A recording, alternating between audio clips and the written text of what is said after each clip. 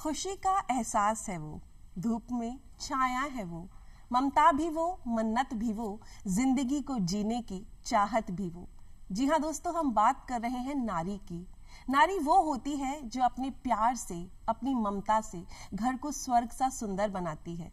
जब भी हम किसी तकलीफ में होते हैं तो वो हमें अपने आंचल की छांव में लेती है। ऐसी हर नारी को प्रणाम है, क्योंकि नारी ही जीवन का आधार है, इस संसार का आधार है। तो हर नारी सम्मान की हकदार है। नारी का सम्मान कीजिए, जीवन अपने आप खूबसूरत हो जाएगा। इसी खूबसूरत सोच के साथ आप सभी का एक बार फिर से स्वागत, अभिनंदन आपके अपने कार्यक्रम धरती धौरारी में। मैं हूं आप सभी के साथ आप ही की दोस्त प्रज्ञा, और मैं हूं आपके साथ प्रणय। मेरी ओर से भी आपका स्वागत धरती धौरारी में। सम्मानित ही है वो जो जीवन पर चलने का हुनर सिखाती है, जीवन का मार्ग प्रशस्त करती है, अंधकार से भरे हुए मार्ग पर आगे बढ़ने के लिए रास्ता दिखाती है।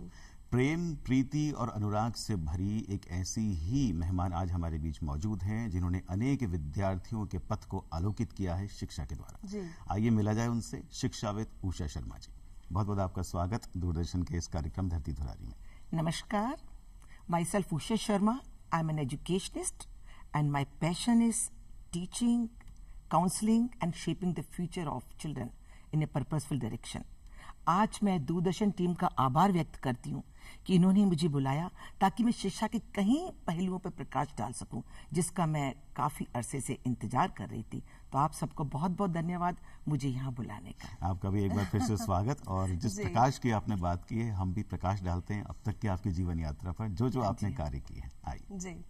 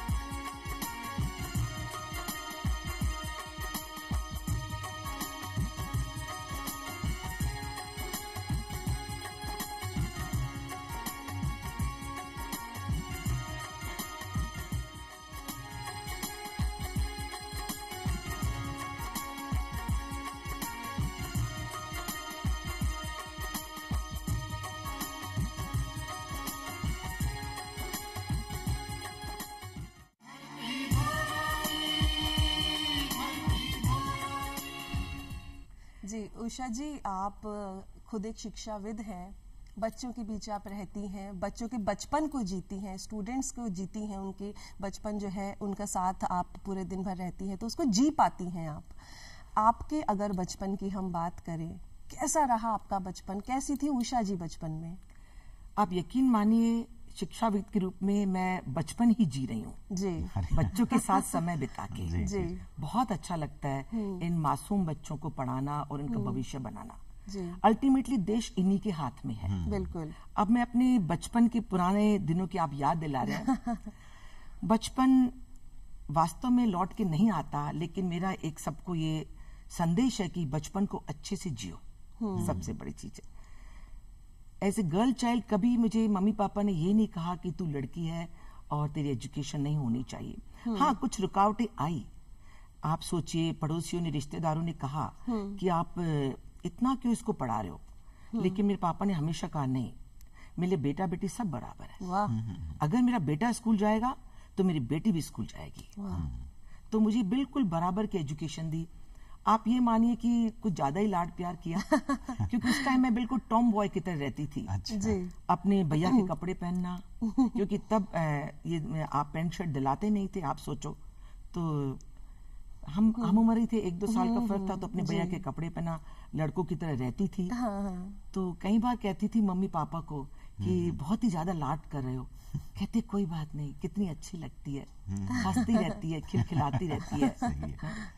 और हमेशा मुझे आगे बढ़ाया पढ़ने के लिए। ये बात जरूर थी, मैं पापा को ये कहती थी कि मैं पूरा वर्ड देखना चाहती हूँ। तो कहते बेटा तू इतने ऊंचे सपने देखती है, मेरी आप तुम लोगों को आशीर्वाद है कि तुम्हारे सपने पूरे हो। तो आप देखिए आज उन्हीं मम्मी पापा का आशीर्वाद है कि मैंने एक अच्छे घर की बहू बनी और मेरे पति जो IAS हैं उन्होंने आगे मेरी शिक्षा को बढ़ावा दिया। बहुत मीन्स जब मैं ग्रेजुएट थी तब मेरी शादी हो गई। उसके बाद ससुराल में मैंने ये एक्सप्रेस किया कि मैं और आगे पढ़ना चाहती हूँ। तो मेरे हस्बैंड ने कहा मिस्टर रवि शर्मा बिल्कुल पढ़ो, आपको कौन रोकता है। और आप यकीन मानिए मेरे मदर इन लॉ जब भी आपको दिखाया इसके सासू माँ पूरा साथ दिया। जैसे बेटी को प्यार करते हैं वैसे ही ध्यान रखती कि इसको खाना खाना है, इसको चाय पीनी है, और मैं भी उतना ही ध्यान रखती। बहुत अच्छा लगता। देखो आप बड़ों का रिस्पेक्ट करोगे तो आपको 10 गुना प्यार मिलेगा। बिल्कुल। शिक्षा का ये मतलब नहीं है कि आपको फ्रीडम मिल गई है। शिक्षा का ये मतलब है आप रियलाइज करो, वैल्यू दो इमोशंस को। बिल्कुल। बहुत सही आपने तो कहा। उसके बाद मैं IAS की तैयारी कर रही थी और बहुत अच्छे से भी कर ली थी। अब उसमें मेरे हस्बैंड का ट्रांसफर एक जगह से दूसरी जगह होता रहता, तो मैं उनके साथ जाती। तब इंटरनेट और ये कंप्यूटर एजुकेशन भी नहीं थी, थोड़ी दिक्कत आ सकती बच्चों के मामले में। तो मैंने सोचा कि IAS को अच्छे से क्लियर करने के लिए मैं एजुकेशन लाइन में चली जाती हूँ। मैं टीचर बन गई। अब टीचर बनते ही तो आप सोचो मेरा एकदम चेंज आ गया मेरी पर्सनालिटी में कि मुझे तो बस समाज सेवी बनना है, चाहे कुछ भी हो, मुझे बच्चों को कुछ बनाना है। और मैंने अपने हस्बैंड को कहा कि I want to be educationist, do you have any objection, I prepared for IAS। He says no problem, you are going for this particular preparation for the IAS examination, ये आपके काम आएगा। आप एक IAS बनती, आप बहुत IAS बनाएंगे। बिल्कुल बिल्कुल। तो ये मुझे मोटिवेटिंग जो जेस्चर मेरे हस्बैंड का बहुत अच्छा लगा। जी। तो आज हर उम्र के बच्चों को अपने आसपास खेलते हुए देखकर आपको अपने बचपन में खेले हुए गेम्स याद आते हैं? हम लोग कल बात कर रहे थे कि सितोलिया है, ये जो फिजिकल गेम थे, और खो-खो है, विष अमृत है, इस तरह के गेम्स, ऐसे कोई गेम आपके बचपन के ध्यान है? देखिए सितोलिया में तो हमेशा फर्स्ट आती थी मैं। अच्छा। बिल्कुल। हर टीम मुझे लेना चाहती थी। मेरा निशाना बिल्कुल सही लगता था सितोलिया में। और बचपन के गेम बहुत याद आते हैं। वो जुलाई में अगस्त में जामुन के पेड़ पे चढ़ के स्कूल से लौटते हुए जामुन तोड़ना। आप ये सोचो। और समर वेकेशन में हम जब नाना नानी के यहाँ जाते भोपाल में तो खूब सारे आम चूसना। लेकिन वो बचपन अब नहीं है। ये सारे पेड़ गायब हो चुके हैं। बहुत दुख होता है। In the month of July August जब मैं जामुन खाती थी, सारे सबके इतने जो घर होते थे आगे कोर्टयार्ड में, बहुत खुला एरिया, उसमें जामुन के पेड़, अमृत के पेड़, सब घर में भी। तो मम्मी रोजाना डांटती कि जीभ दिखा, फिर टॉन्सिल्स हो गए, जामुन खा के आइए। फिर जामुन खा के आइए। बिकॉज हमें ये पता नहीं था ना कि हम जामुन खा रहे हैं, फिर उसके ऊपर पानी नहीं पिए। बचपन तो बचपन ही होता है, सब चीजों से दूर। और भैया बिल्कुल सत्यवादी हरिश्चंद्र पूरी बात बता देता कि देखो मम्मी सबने लिए, मैंने नहीं लिया, हमारा ग्रुप जो। लेकिन बहुत अच्छा लगता था।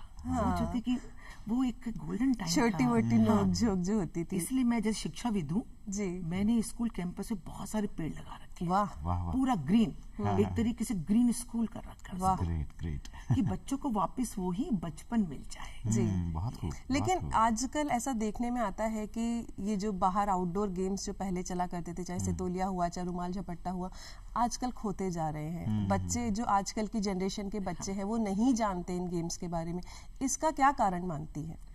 देखिए इसका कारण है एक तो इंटरनेट और कंप्यूटर टेक्नोलॉजी। जहां तक इंटरनेट और कंप्यूटर टेक्नोलॉजी है, इसके बहुत फायदे हुए हैं। दुनिया को छोटा कर दिया। आज मेरा बेटा US में है, मैं विद इन ए मिनट बात कर सकती हूँ कहीं पर भी। कहीं मुझे कोई मेल करनी है एजुकेशन डिपार्टमेंट में, विद इन ए सेकंड आपकी मेल चली जाती है। कहीं प्रॉब्लम है उसका सोल्यूशन मिल जाता है। इवन द मेडिकल उसमें फील्ड में भी बहुत फायदा हुआ है इस इंटरनेट और कंप्यूटर टेक्नोलॉजी का। बच्चे उसके प्लस पॉइंट को छोड़ के उसके माइनस पॉइंट पे जा रहे हैं। Leads to cyber crime. आप देखो इतने साइबर गेम्स हैं, that is very injurious, that is fatal for the students. आप सोचो। तो वास्तव में आप सही कह रहे हैं, बच्चों का रुझान बढ़ रहा है, पर हमें अपने काउंसलिंग ये जंग जारी रखनी है। हर दिन नया दिन है, हर दिन चुनौतियों से भरा दिन है। उसलिए स्पेशली शिक्षक और माता पिता घर का गुरु है। आप सोचो, दैट इज होम गुरु और स्कूल गुरु को बिल्कुल अलर्ट रहना पड़ेगा। इन दोनों सेक्शन को टाइम देना है, काउंसलिंग करना है। पहले का बच्चा इजीली मान जाता था क्योंकि जॉइंट फैमिली में रहता था, उसको दोस्त मिलते थे, उनसे खेलता था। अब न्यूक्लियर फैमिली का भी थोड़ा माइनस पॉइंट हुआ है, बिल्कुल सही। बिल्कुल। उसको मिलते नहीं है दोस्त जिसके साथ वो खेले, तो बिल्कुल। फिर he is confined to the computer technology. Okay, लेकिन अगर हम इसमें काउंसलिंग करें तो करेंगे, थोड़ी देर मम्मी पापा आ जाए उनसे खेलने के लिए, चलो बेटा हम खेलते बाहर, बचपन में यही खेलता था। ओके, और आजकल हमने जैसे स्कूल में ये कर लिया, हमने जितने भी कन्वेंशनल, उसको हमने नाम दिया हेरिटेज गेम्स। अरे वाह, बिल्कुल, और हेरिटेज गेम्स के नाम से हम खिलाने लगे हैं बच्चों को। जैसे पहले पोषम पोषम आई, उसका रुमाल वाला, वो सारा सितोलिया भी हमने चालू कर अरे वाह। दिया। आप ये सोचो, अगर हम 3 वो गेम खिलाते हैं जिसको हमें आगे चल के कॉम्पीट करना है इसमें, वो प्लस एक हेरिटेज गेम भी इनको खिलाते हैं, बच्चे बहुत खुश होते हैं। उसमें विषमृत, खो खो और वो रुमाल झपट्टा, ये सब भी शामिल कर लीजिए आप। यस, विषमृत रुमाल झपट्टा, वो हम जरूर, उसमें क्या टीचर भी इन्वॉल्व हो जाता है, और बच्चा बहुत खुश होता है जब टीचर इन्वॉल्व हो जाता है। इन्वॉल्व होते हैं तो ये जी। पहल, इस चीज का ध्यान, पहल तो हमने की है, पर इसे हमें हमेशा आगे कंटिन्यू करना बढ़ाना है, आज जी। तो कंप्यूटर टेक्नोलॉजी, कल दूसरी टेक्नोलॉजी आ बिल्कुल जाएगी सही। जो बच्चे को अट्रैक्ट करेगी। उसके हिसाब से हमें अपने आप को मोल्ड करके बच्चे को अपना हेरिटेज सिनेरियो से बिल्कुल। अवगत कराना ही कराना है। बिल्कुल सही, बिल्कुल बिल्कुल। सही। आपने कंप्यूटर एजुकेशन के माइनस पॉइंट बताए हैं और जी। प्लस पॉइंट जो थोड़े कम है, माइनस पॉइंट ज्यादा जी। है। हाँ जी। आपको क्या लगता है कि आपके जमाने की शिक्षा का दौर और आज के जमाने की शिक्षा के दौर में क्या फर्क आ गया है? देखो, हमारे जमाने की शिक्षा का दौर तो अलग ही था। आप ये सोचो, बिल्कुल। एक फिजिकल एजुकेशन का टीचर, वो विसिल बजाता था, हम वही रुक जाते, बिल्कुल सही, हाँ। और वो 5 टीम को खड़ा करता था। You will play volleyball, you will play this kho kho, you will play basketball, और दूर से 5 टीम को देख रहे हैं। आज 5 कोच हैं, फिर भी बच्चे इतना इंटरेस्ट नहीं लेता नहीं गेम्स लेते में, हैं। बहुत दुख होता है। वो फिर भी डिसिप्लिन मैं- कहीं गुम हो गया है। हाँ, एक तरीके से तो बच्चों को पैम्पर किया जा रहा है, हाँ। बहुत ज्यादा। घर में मम्मी पापा थोड़ा सा डांटते हैं तो बुरा मान जाते हैं, थोड़ा सा गुरु डांटते हैं बुरा मान जाते हैं, है ना। अगर हम कहते बच्चों खेलो आप उसमें, तो अच्छी चीज है, तो 90% बच्चे तो कहना मानते हैं, फिर भी 10% जो पैम्पर्ड चाइल्ड है वो नहीं मानता उसको, पर उसकी भी काउंसलिंग सेल है, हमें हिम्मत थोड़ी हारनी है। आप क्या सोचो, उसका कारण वी आर द से- सोशल बिल्डर, हम तो सोशल बिल्डर हैं उस उसका चीज का। कारण सिर्फ न्यूक्लियर फैमिली है, जैसे आपने अभी कुछ देर पहले बताया। हाँ, कुछ तो न्यूक्लियर फैमिली है और कुछ जो इसके डीमेरिट्स हैं इसके, कंप्यूटर टेक्नोलॉजी के। हाँ। तो डेली असेंबली में हमें 2 से 5 मिनट ये आपको बताना ही बताना है। बिल्कुल। पहले प्लस पॉइंट, फिर आप माइनस पॉइंट, और उसमें तो धीरे धीरे बच्चा वास्तव में समझता है। अभी भी कई बच्चे मिलते हैं मुझे, वो कहते हैं मैम आपकी असेंबली की बात याद आती है, आपने बिल्कुल सही किया। बच्चा बहुत नाजुक होता है, उसको मनाना पड़ता है, वो अट्रैक्ट जल्दी होता है रादर देन काउंसलिंग से सही दिशा। बिल्कुल। उसमें डबल टाइम लेता है, पर हमें हिम्मत नहीं हारनी पड़ेगी। किसको? पेरेंट्स को और गुरु को, दोनों को हिम्मत नहीं हारनी, क्योंकि अल्टीमेटली बच्चा ही तो समाज बनाएगा। अगर हम वहाँ हिम्मत छोड़ देंगे तो आप सोच लेगा अपने समाज को खुला छोड़ दिया बिल्कुल सही कि है, कैसे भी समाज बनाओ। आगे चल के बच्चा वही बोलेगा कि आपने मुझे बताया होता, आपने मुझे कहा होता, आपने Exactly, मुझे हाँ। काउंसिल किया होता। जी, और कहीं ना कहीं मुझे लगता है मैम कि जो कंपटीशन जो इतना चल रहा है आज, हर सेक्टर में कंपटीशन है, और मदर फादर जो होते हैं वो भी बच्चों को यही आजकल सिखाते हैं कि भाई तुम पढ़ो पढ़ो पढ़ो, बस पढ़ने पे इतना जोर देते हैं। क्यों ऐसा हो रहा है? क्यों नहीं हम ये बोले कि तुम अपनी पहले फिजिकल फिटनेस पे ध्यान दो, पढ़ाई होती रहेगी, Yes. पढ़ाई जिंदगी भर करनी है। क्या कहना चाहेंगी? तो अब हमने पेरेंट्स की भी काउंसलिंग चालू कर दी है। जी। आप सोचो, बच्चों की काउंसलिंग के साथ पेरेंट्स की काउंसलिंग। जी। एक दिन असेंबली में मैं ये कह रही थी, बच्चों हमारे टाइम में तो हम क्लास में इतना ध्यान देते थे, बहुत अच्छा पढ़ते थे, और इवनिंग में कभी कोई कोचिंग लेता था तो बड़ा अजीब सा लगता था कि ये ले रहा है, और आजकल ये फैशन क्यों बन गया है? फैशन में you are wasting your this evening, जो भी है आप इवनिंग को वेस्ट कर रहे हो। आपकी इवनिंग लाइफ स्किल्स के लिए है। बिल्कुल। आप हमारे देश में देखिए, मैं किसी एरिया का नाम नहीं लूंगी, देश के कोने कोने में जो बच्चे गाइडेंस, ट्यूशन, कोचिंग, उनकी शाम छिन रही है। ये बचपन लौट के नहीं लौट के आएगा, नहीं ये शाम लौट के नहीं आएगी। मैंने कहा बेटा इवनिंग है, आप दिस फाइन आर्ट्स में इंटरेस्टेड है, लाइफ स्किल्स, तो आप ड्राइंग एंड पेंटिंग करिए। If you want to just learn guitar and any this musical instrument, उसको सीखिए, और डांस की प्रैक्टिस करिए, म्यूजिक की प्रैक्टिस करिए, आप स्पोर्ट्स में आइए। हमारे टाइम में तो आप सोचिए कि हम बाहर जाते थे, मम्मी पकड़ पकड़ के लाती थी कि 2 घंटे से बाहर है, जल्दी आओ जल्दी आओ, गर्मी लग जाएगी, ठंड लग जाएगी, कपड़े नहीं पहन रखे, फिर भी हम बीमार नहीं रहते थे। बिल्कुल। आज ये घरों में बिल्कुल इतनी केयर के बाद बीमार, क्योंकि इम्यूनिटी पे बहुत असर पड़ा है। ये बच्चे गेम्स नहीं खेल रहे हैं, फिजिकल गेम्स, ओके जी। तो हम इन बच्चों को समझाते हैं कि हमारे टाइम में उसको अच्छा नहीं मानता था, और आप इवनिंग इतनी सुंदर इवनिंग क्यों खराब करते हो? आप बार बार में उषा जी आपके टाइम की बात करें, हमारे टाइम में ये होता था, हमारे टाइम में तो कॉलेज की अगर हम बात नहीं करें हाँ जी। तो कहते हैं कि कॉलेज जो एक ऐसा होता है कि वहाँ नए नए दोस्त भी बनते हैं, पढ़ाई का स्तर भी थोड़ा अलग होता है, खूब मजे मस्ती भी होती है। कॉलेज एजुकेशन कैसी रही आपकी? देखो, कॉलेज एजुकेशन मेरी बहुत मस्त रही, बहुत अच्छी रही। एक तो क्रेज था कि चलो हम यूनिफॉर्म में रहे, वो यूनिफॉर्म तो बहुत अच्छी चीज है। देखो, आर्मी भी यूनिफॉर्म में रहती है। बिल्कुल। मैं बच्चों को, स्कूल के बच्चों को ये कहती हूँ कि आप देखिए आर्मी, नेवी को, एयरफोर्स को देखिए कितने स्मार्ट लगते हैं। बिल्कुल। So this uniform gives this smartness and confidence.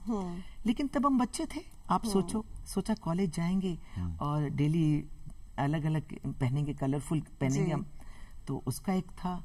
दूसरा ये था कि सब तरह के सारे स्कूल्स के बच्चे एक जगह मिलेंगे। तीसरा, अब करियर का टाइम आ गया। बिल्कुल। अब हम डिस्कस करना चाहते हैं, अपने ड्रीम्स पे डिस्कस करेंगे कि वो क्या बनना चाहती है और मैं क्या बनना चाहती हूँ। तो कॉलेज एजुकेशन का बहुत प्लस पॉइंट था कि जरूर फ्रीडम मिली।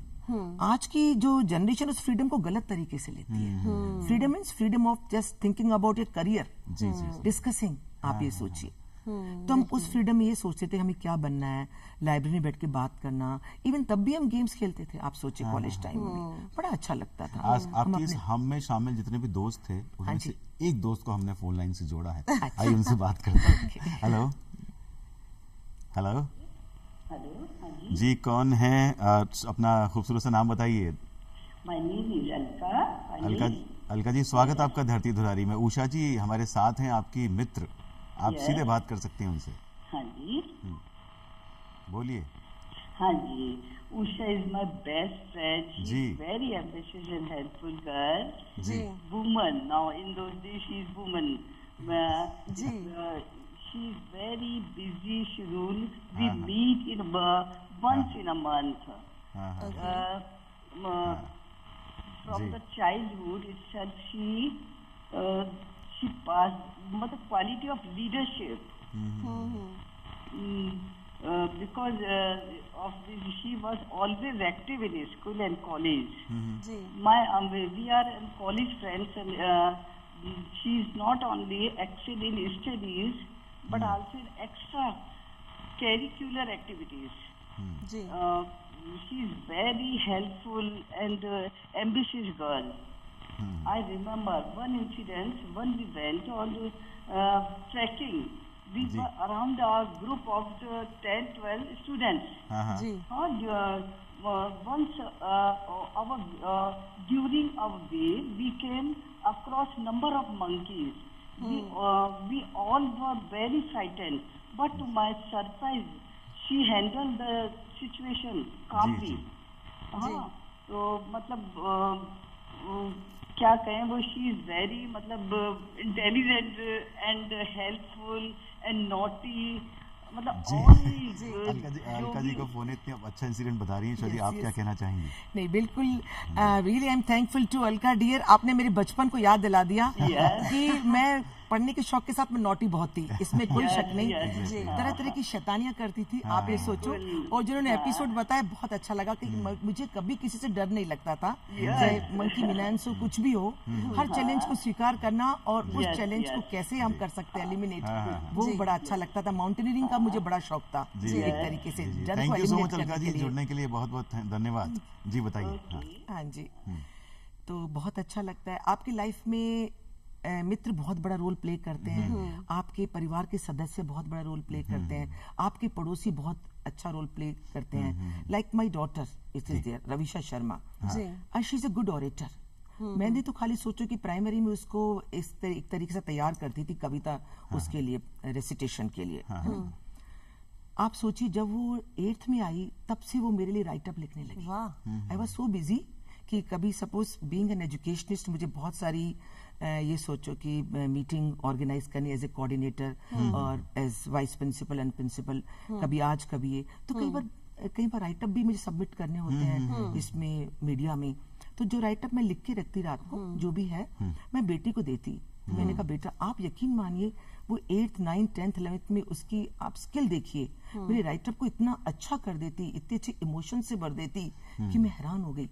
तो ये नहीं कि आप खाली किसी एक व्यक्ति सीखते हैं, आप अपने दोस्तों से सीखते हैं, आप अपने बच्चों से सीखते बिल्कुल, हैं, बिल्कुल। आप अपने हस्बैंड से सीखते हैं। आप सोचिए, जी, तो जी, जी। सीख तो कहीं से भी ले सकते हैं, एक छोटे बच्चे से भी सीख ले सकते हैं। बिल्कुल। एक छोटा बच्चा देखो चल रहा है, वो गिरता है, फिर उठता है, फिर गिरता है, उसने कभी हार थोड़ी मानी, बिल्कुल। फिर उठता है ना। ये एग्जाम्पल मैं बच्चों को देती हूँ कि आप कभी भी इस चीज को फील मत करो कि मुझे रिपीट करने के लिए कह रहे हैं या क्यों। वो बच्चा भी तो रिपीट कर रहा है जब चल रहा है। हाँ, बिल्कुल सही। वो थोड़ी सोचे कि मुझे देखने में गिर गया, फिर वो चलता है, फिर वो। जी। तो ये learning is a continuous process. जी। आपको बट एक ऐसे अच्छा में ह्यूमन मैम- बीइंग बनना है जी। आपको। लेकिन मैम ऐसे में पेरेंट्स की भी काफी जिम्मेदारी बनती है कि वो अपने बच्चों को मोटिवेट करें, इस चीज के लिए उनका माइंड मेकअप करें।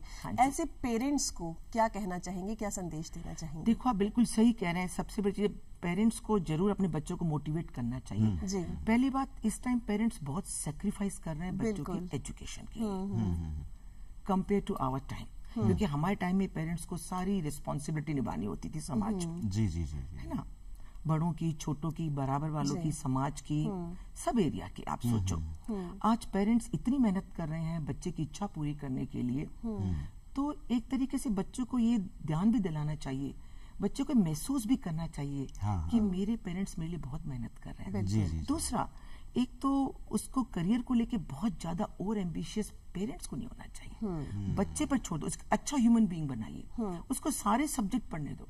फिर अगर उसकी इच्छा मैथमेटिक्स की लाइन में तो मैथमेटिक्स जाने दो, उसकी इच्छा अगर फाइन आर्ट्स की इच्छा में उसको वहां जाने दो, और सोशल साइंस सब्जेक्ट लेना चाहता है वो लेने दो, जी, कॉमर्स लेना चाहता है वो लेने दीजिए, उसको अपनी इच्छा का सब्जेक्ट लेने दो, बिल्कुल। उसमें एक्सेल करेगा। आप सोचिए, और जहां आप कहोगे नहीं बेटा मैंने तो यही सोचा था तुझे ये बनना है, वो गलत है। तो अब ये सोचिए कि 60% पेरेंट्स तो हो गए हैं, फिर भी कई बार पेरेंट्स ये कहते हैं देखिए मैडम इसके 90% मार्क्स आए हैं, 10% तो ये इसने क्यों गलती करी। मैंने कहा देखिए साहब आप ऐसे मत करिए, 60% वाला बच्चा भी टॉप पे पहुंच के अपने नीचे 90% वाले बच्चों की टीम बना लेगा, बिल्कुल। अगर उसके पास विजन है। बिल्कुल तो सही, बिल्कुल सही। इसमें आप विजन को डेवलप करिए, बच्चे को सब्जेक्ट का नॉलेज होना चाहिए, बच्चे में कॉन्फिडेंस होना चाहिए, और एक अच्छा इंसान होना चाहिए, that should be full of moral values. बिल्कुल। तो मैं उनको समझाती हूँ कि देख बच्चा डिसहार्टन फील होगा, आप 90% मार्क्स में भी मेरे पास 5वीं के बच्चे को ले आए कि मैम इसके 10 नंबर कहाँ गए, मैंने इसको सारा पढ़ाया था, ये तो गलत है।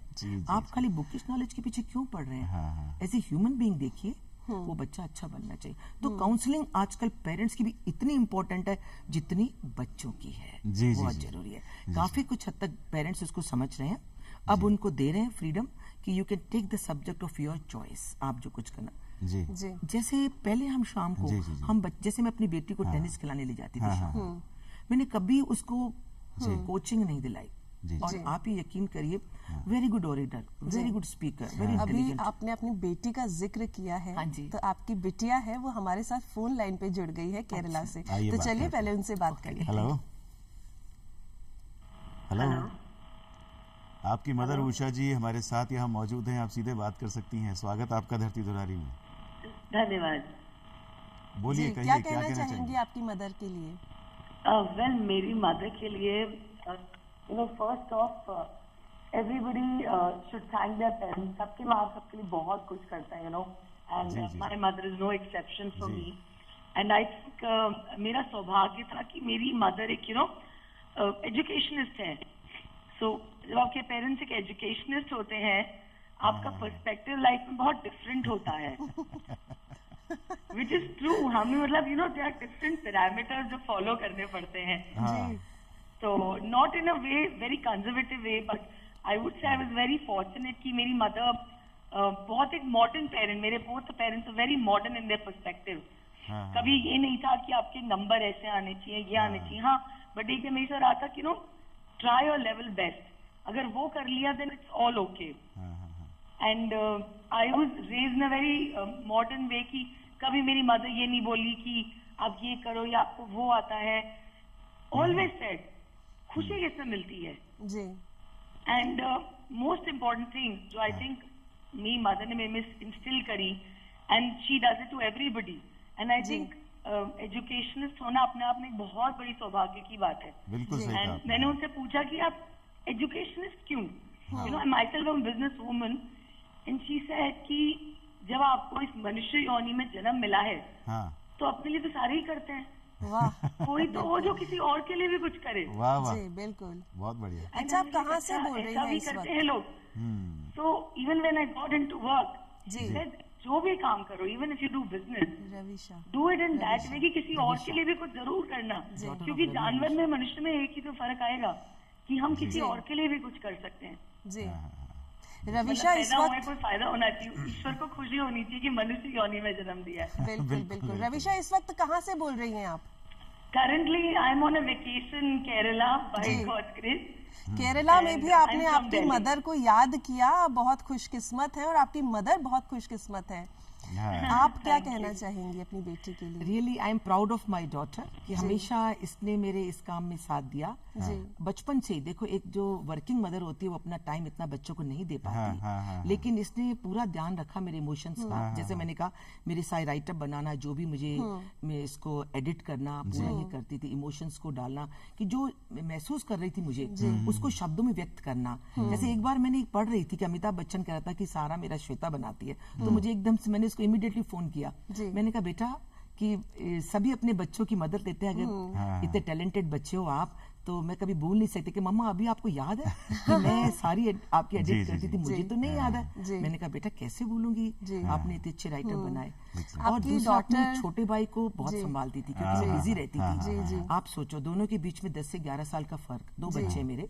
अच्छा, अभी वो यूएस में है, तो उसका पूरा ध्यान रखना, उसका होमवर्क करवा के रखना, उसको वैल्यू एजुकेशन देना और उसको पूरा प्यार देना। और आज भी अपने छोटे भाई को क्या कहती है कि तू तो मेरा बेटा है। अच्छा, उसकी 2 डॉटर्स हैं, आप सोचो। और उसने कहा कि because she is a business woman, busy रहती है, उसने कहा मुझे फैमिली कंप्लीट करनी है। और उसने शुरू से ही दादी नानी दोनों को कहा कि बेटा हो चाहे बेटी हो, पहले की तरह थाली बजानी आपको। आप सोचिए, बिल्कुल बच्चे का समारोह इतनी अच्छी तरीके से सेलिब्रेट करती है, उनकी बर्थडे बहुत अच्छा लगता है। और छोटे भाई कहती है बेटा तुम्हारे पास पहले ही है ना। आप सोचो, यही तो नारा है हमारे माननीय प्रधानमंत्री महोदय का कि बेटी बचाओ बेटी पढ़ाओ। तो मुझे बहुत अच्छा लगा, जो भी एजुकेशन मैंने इसको दी उसने इसको फॉलो किया। और इसी नारे को आप चरितार्थ भी कर रही हैं। नारी शिक्षा पर आप बहुत ध्यान देती हैं, बालिका शिक्षा पर ध्यान देती हैं, इस बारे में जरा बताएं। देखो, अगर हम बालिका को अच्छी तरह पढ़ाएंगे, उस पर ध्यान देंगे, तो समाज अपने आप में बनेगा। बहुत सही, बहुत क्योंकि बालिका ही होम मैनेजर है। जैसा कि मैंने कहा था, नारी ही जीवन का आधार है। बिल्कुल, बालिका ही होम मैनेजर है, बालिका ही किचन मैनेजर है, बालिका सोशल मैनेजर है। आप ये सोचिए, आप उस मैनेजर को स्ट्रॉन्ग करो एक तरीके से, तो उसको सारी लाइफ स्किल्स आनी चाहिए। वो स्ट्रॉन्ग कैसे होगी? अगर वो पढ़ेगी तो। मैं आपको एग्जांपल कहती हूँ, मेरी भतीजी है, जेठानी की बच्ची, गोल्ड मेडलिस्ट है, आप सोचो। और एक दिन मेरी बात हो रही थी उससे, वो मेरे यहाँ आई थी, तो उसने कहा कि मैं जल्दी जाऊंगी। मैंने कहा क्यों बेटा? कहती घर पे जाऊंगी, वो मुझे बच्चों को पढ़ाना है। मैंने कहा अच्छा। तो मैंने कहा बच्चे भी रुके हुए चल रह जाएं। कहती नहीं नहीं, मेरी जो डोमेस्टिक हेल्प है उसकी बेटी भी आती है, मैं उसको भी पढ़ाती हूँ। मुझे बड़ा अच्छा लगा कि देखो, आज हमने अपने बच्चों को पढ़ाया है, घर की बेटियों को पढ़ाया है, पढ़ी लिखी लड़कियां हैं, वो अपने बच्चों के साथ उसको ये लगा कि मेरी डोमेस्टिक हेल्प है, मैं इसका भी बच्चा बना दूं। और यकीन करिए, उसने उसके बच्चे को अच्छे स्कूल में एडमिशन भी कराया। आप सोचो, अगर हर इंसान अपने साथ डोमेस्टिक हेल्प के बच्चे को भी एडमिशन करा दे, तो इलिटरेसी कहाँ रहेगी? और इसलिए आप कहते हैं कि free education, free uniform, free conveyance facility होनी चाहिए। तो जिनको ईश्वर ने दे रखा है, तो वो आराम से अपने उसको स्पेयर करें उस समाज के लिए जो वास्तव में अफोर्ड नहीं कर पा रहा। तो वो अपने 2 बच्चों के साथ डोमेस्टिक हेल्प के बच्चे को भी पढ़ा रही है। समझ रही है, 3 बच्चे हैं, तो किस लिए फायदा हुआ? हमने नारी को एजुकेट किया, हमने लड़की को एजुकेट किया। मतलब उसकी थिंकिंग कितनी अच्छी है, उस मेरी जेठानी की बच्चे की, उसकी भावना शर्मा की। मैं अप्रिशिएट, तो हम अपने बच्चों से भी सीखते हैं। ये चीज सीखी, मैंने इमीडिएटली पेरेंट्स को बुलाया, मीटिंग करी। मैंने कहा अगर आप रिसोर्सफुल हो, कई पेरेंट्स कंसेशन मांगते हैं, मैंने कहा अगर आपको चाहिए जरूर देंगे, बट जो आपका जो ये पैसा है, ये हम बच्चों के ऊपर खर्च करते हैं, है ना? एक तरीके से आप ये बच्चों के लिए दे रहे हो, डोनेट कर रहे हो, है ना? उसके बाद हमने पेरेंट्स को ये कहा, अगर ये आप जा रहे हो मंदिर, मस्जिद, चर्च, कहीं भी जा रहे हो, गुरुद्वारा, आप सब जगह डोनेट करते हो। बहुत अच्छा थॉट है, बहुत अच्छा थॉट है उषा जी। आप अपने साथ एक बच्चे की शिक्षा को अडॉप्ट कर लो, जो अफोर्ड नहीं कर रहा, पूरा देश पढ़ेगा, पूरा देश बढ़ेगा। आप ये सोचो कि जितनी प्रॉब्लम्स है वो इलिटरेसी की वजह से तो है। आप बच्चों को पढ़ाओ, विजन डेवलप होगा, यही देश संभालेंगे। बिल्कुल। है ना? वैसे प्रज्ञा, उषा जी की साड़ी को देखकर मुझे अभी भी उषा जी की कहीं भी एक बात ध्यान आई कि आप ग्रीन जयपुर पर बहुत जोर दे रही हैं। यानी कि पेड़ लगा, आपने बताया कि स्कूल में आपने कई तरह के पेड़ लगाए ताकि बच्चे उन पेड़ों को देख सकें जो बाहर उनको कई बार नहीं मिल पाते। तो पर्यावरण की ओर जो ये जिस तरह से रुझान है आपका, इस बारे में बताएंगे, बच्चों को कैसे एजुकेट कर पा रहे हैं? पर्यावरण के प्रति मेरा बहुत ज्यादा रुझान है। बच्चों की तरह ही मानती हूँ मैं पेड़ पौधों को। चलते फिरते पेड़ से बात करती हूँ। हॉस्टल भी है, हॉस्टल की तरफ जाते मैं हॉस्टल कैंपस में ही रहती हूँ। हर पेड़ पर हमने लिख रखा है पेड़ का नाम, बॉटनिकल नेम और उसके मेरिट्स बिल्कुल लिख रखे हैं। मुझे बहुत लगाव है। स्कूल में जब फाउंडर्स डे होता है, चेयरमैन का birthday, chairman is the founder of the school, बस एक ही गिफ्ट दे सकते हैं आप, सैपलिंग, पौधा। और बच्चा उस पौधे 16 जुलाई को है, मैं आपको आमंत्रित करती हूँ, आप आइएगा। हर बच्चा पौधा लगाता है, साल भर उसकी केयर करता है। सारे एनवायरमेंट ओरिएंटेड प्रोग्राम्स करते हैं, जितने भी जो प्रोजेक्ट, जो एग्जीबिशन, जो डांस ड्रामा, सारे एनवायरनमेंट। देखो एनवायरनमेंट तो सब कुछ है। पहले कहते थे रोटी कपड़ा मकान, अब रोटी कपड़ा मकान, एजुकेशन एंड एनवायरनमेंट। बिल्कुल। आप सोचिए, तो हमें ये देखना पड़ेगा कि अगर एनवायरनमेंट है, हम सेफ है, तो सब कुछ है। एनुअल फंक्शन में एनवायरनमेंट पे बिल्कुल मैं प्रोग्राम देती हूँ, और पेरेंट्स इतने इमोशनल हो जाते हैं कि पूछो नहीं। और बच्चों को ये कहती हूँ, स्कूल में नहीं, अपनी कॉलोनी में भी पेड़ लगाइए। बिल्कुल। स्कूल के बाहर हमने पूरा रोड हमने ले रखा है। संडे हॉस्टल के बच्चों के साथ मैं भी जाती हूँ, ट्रैक सूट पहन के, स्पोर्ट शूज में, पेड़ लगाते, सफाई करते। बिल्कुल। अपने देश को स्वच्छ रखना, ये मुझे मोदी जी की बड़ी अच्छी लगी। स्वच्छ भारत अभियान। स्वच्छ भारत देखो, this system is there in Japan. वहाँ बच्चे हैं, क्योंकि आई एम वाइडली ट्रेवल, मैं अराउंड 30-32 देश घूम चुकी हूँ। जैसे बचपन में कहती थी कि पापा मैं विश्व के काफी देश देखना चाहती हूँ, तो मुझे एजुकेशन डिपार्टमेंट की तरफ से, वैसे भी स्कूल की तरफ से कई बार बाहर भेजा गया। तो मैंने देखा है, मेरे स्कूल के बच्चों को जापान भी भेजा है। तो आप ये सोचिए, वहाँ खुद बच्चे जब स्कूल इज ओवर खुद अपनी क्लासरूम को क्लीन करते हैं और उसको करके जाते हैं, ताकि देश में कोई क्लीनर नहीं हो, हर कोई पढ़ के आगे बढ़े। और सब लोगों को डिग्निटी ऑफ लेबर आनी चाहिए, आनी चाहिए। हर काम अच्छा है, कुछ भी नहीं, सारे काम अच्छा है, हाइजीन ओरिएंटेड। और क्या डिफरेंस आपको नजर आता है हमारे देश के एजुकेशन सिस्टम में और बाहर के देश के जो एजुकेशन सिस्टम है वहाँ का, क्योंकि आप सीबीएसई बोर्ड से भी ताल्लुक रखती हैं? यस। देखो, बाहर के एजुकेशन में सबसे बड़ा फायदा लाइफ स्किल्स पे जोर देते हैं। मैंने बहुत सारे स्कूल विजिट किए, आप सोचो, लंदन के, यूएस के, इवन फिनलैंड भी गई, आप सोचो, वहाँ लाइफ स्किल्स पे बहुत जोर देते हैं।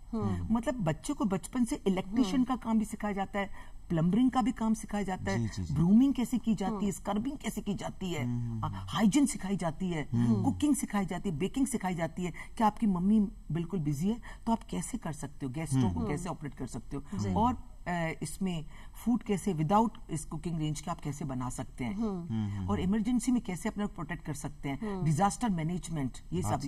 तो लाइफ स्किल्स पे बहुत जोर है। या पेरेंट्स क्या कहते हैं, गेम्स भी खिलाते, पढ़ने दो, ये सब बाद में हो जाएगा। इतना बड़ा केस हुआ गुजरात में, अगर हम बच्चों को मजबूत बनाए तो बच्चे हिम्मत रखते, और डिजास्टर मैनेजमेंट हर स्कूल में सिखाया जा रहा है, लेकिन वो कॉन्फिडेंस लूज कर गए बच्चे।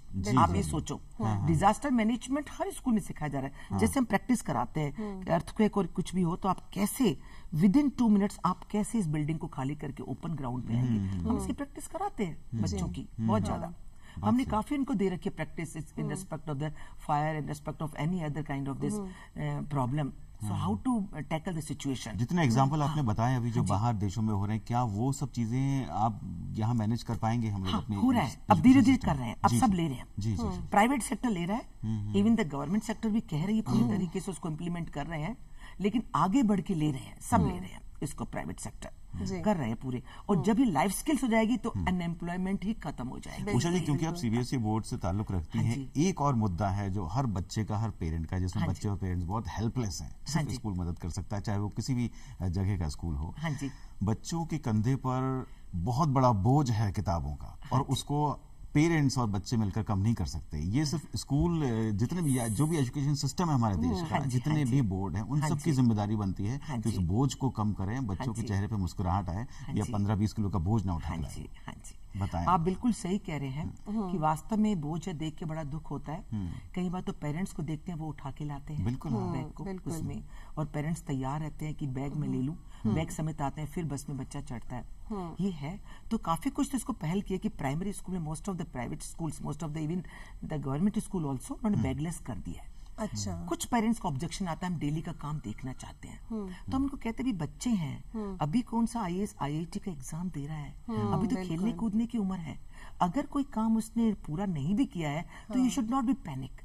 तो 90% पेरेंट्स तो मान गए हैं, वो बैग छोड़ने लग गए स्कूल में और सैटरडे को ले जाते हैं। फिर भी 10% पेरेंट्स ले जाते हैं। अच्छा। कि हम देखना चाहते हैं। तो पहले ये ले जाते थे, वो 50% थे, हमने इसको ऑप्शनल कर लिया क्योंकि कुछ पेरेंट्स ने माना नहीं और कुछ पेरेंट्स ने इसको बहुत अप्रिशिएट किया कि बिल्कुल। तो बैग आप रखने लग गए हैं कि you can take the bag on every Saturday, आप ले जाइए, 6 दिन तक यहाँ रहेगा बैग और संडे को बच्चे का बैग देखिए। अब वीकली एनालिसिस करिए, 5th तक का तो बच्चा है, तो मान लिया 90% है, अभी 10% भी धीरे धीरे वो कम हो रहे हैं। वो कहते हैं हम तो रोजाना इनकी प्रोग्रेस देखना चाहते हैं, जो ओवर एम्बिशियस होते हैं कि चलो, अदरवाइज ऐसी बात नहीं है, जो बैग रख रहे हैं वो बहुत आगे बढ़ रहे हैं, ऐसी बात नहीं है। बच्चे को तो हमें हर एक को आगे बढ़ाना है, कोई एकेडमिक्स में, क्योंकि हम तो देखो इनकी स्कूल मॉम है, सबसे बड़ी चीज है, हमें तो हर बच्चे से प्यार है। ये सिस्टम हर स्कूल में हो जाए तो मेरे ख्याल से हर बच्चा हंसता मुस्कुराता स्कूल जाना पसंद और करेगा। ऐसा कहते हैं उषा जी कि हम कितने भी ऊंचे मुकाम पर पहुंच जाएं, लेकिन अगर अपनों का साथ नहीं हो, परिवार का साथ नहीं बहुत है, सही। तो हम कुछ कर नहीं सकते। बिल्कुल। आप भी बहुत ऊंचे एक मुकाम पर पहुंच चुकी हैं, ऐसे में आपके लिए कितना सहयोग रहा परिवार का, और कौन कौन है आपके परिवार में? देखो, परिवार का सहयोग मतलब जितने भी हाथ हैं उतने कम है, मैं बताऊं। अरे वाह, चारों तरफ से सहयोग रहा वाह, बहुत बढ़िया, बहुत बढ़िया। और बहुत अच्छा सहयोग रहा, प्लस सहयोग लेने आना भी चाहिए। बिल्कुल, आप ये one बहुत should बड़ी not बात be है। arrogant। सहयोग आप कैसे लेते हो, आपके अंदर होना चाहिए। बिल्कुल। आप बड़ों का रेस्पेक्ट करो, बराबर वालों से आप अच्छी तरह से प्यार से बात करो, और छोटों को काउंसिल करो। बिल्कुल। आप देखो, तीनों आपके लिए काम करेंगे। जैसे मैं आपको बता रही हूँ कि अगर मैं खाना नहीं खाती थी, मेरा व्रत होता था, जो भी है, मैं इसलिए रखती हूँ फास्ट की, चलो प्योरिटी हो जाती है, बिल्कुल। है ना, बॉडी के सॉल की प्योरिटी हो जाती है, क्योंकि काम जो हम करेंगे फल तो उसी का मिलेगा। बिल्कुल, ये बिल्कुल। थोड़ी कि भाई आपका ईश्वर अल्लाह और आपके गुरु बाबा जीसस क्राइस्ट वही आपको देंगे सब चीज, वो यही कह रहे हैं, आप कर्म करोगे तो ही मैं फल दूंगा। बिल्कुल, सबसे बड़ी चीज है, कर्म तो आपको अच्छे करने, उसी का ही फल मिल रहा है। बट फास्टिंग से होता है कि प्योरिटी हो जाती है सॉल की, इसके बॉडी की, एक तरीके से, है ना।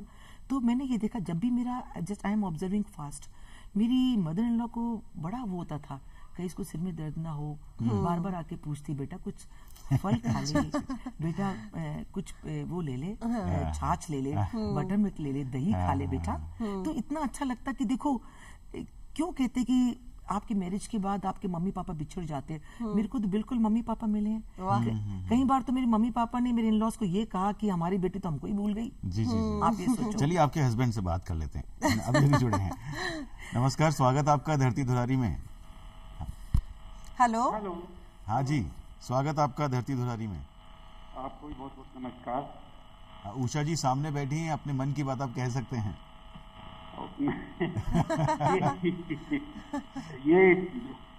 ये बहुत ही वंडरफुल पर्सन है। हाँ, अच्छा, और मेरे जीवन में व्यक्तिगत रूप से भी हाँ। इनका बहुत बड़ा योगदान रहा है। जी, जी जी साथ जी। में ये समाज के लिए और परिवार के लिए इन्होंने बहुत काम किया है। She has been a wonderful mother, हाँ, she has been a wonderful daughter in law. हाँ, पेरेंट्स हाँ। का, परिवार का, सबका इन्होंने जी, बहुत जी, ध्यान जी। रखा।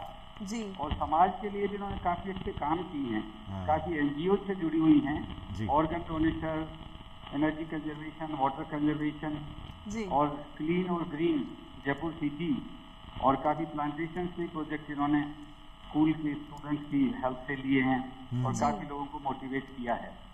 फीमेल फेटिसाइड को रोकने के लिए, गर्ल्स चाइल्ड एजुकेशन के बहुत अच्छे काम किए जी। हैं। All in all she is a very perfect human being, very kind, very generous and very good life partner. जी जी जी जी जी जी जी, बहुत खूब, बड़ी तारीफ कर रहे हैं। हस्बैंड बेचारा करेगा, तारीफ ही तो करे। नहीं, तो अगर इस मेरा तारीफ बहुत को ही- शब्दों की जगह गीत के माध्यम से कहना चाहे तो और भी खूबसूरत होगा। अगर कुछ गुनगुनाना चाहे तो हाँ। गुनगुना सकते हैं। बेसिकली कोशिश करिए, कोशिश ना करिए। कजरे की धार, ना मोतियों के हार, ना कोई किया श्रृंगार, फिर भी कितनी सुंदर हो। वाह, वाह। कितनी सुंदर हो। जी शुक्रिया, आपने यहाँ कॉल किया, आपका बहुत बहुत धन्यवाद। धन्यवाद धन्यवाद। Thank you, ji. thank you, जी धन्यवाद। जी जी। तो उषा जी, अब इस कॉल के बाद अब आपका धन्यवाद देने का वक्त हो गया है, क्योंकि आप चलना चाहेंगे, लेकिन बात करके बहुत मजा आया और शुभकामनाएं आपको। चाहेंगे ये कि जो शिक्षा पद्धति हमारे देश की उसमें और सुधार आए, बच्चों के चेहरे पे और बड़ी हंसी आए। बहुत बहुत आपका धन्यवाद उषा जी, बधाई। बहुत बहुत आपका धन्यवाद। Thank you very much for inviting. आप चलना चाहेंगे, इजाजत दीजिए धरती धोरारी के इस मंच से प्रणय भारद्वाज को। प्रज्ञा को हम फिर मिलेंगे। हम फिर मिलेंगे।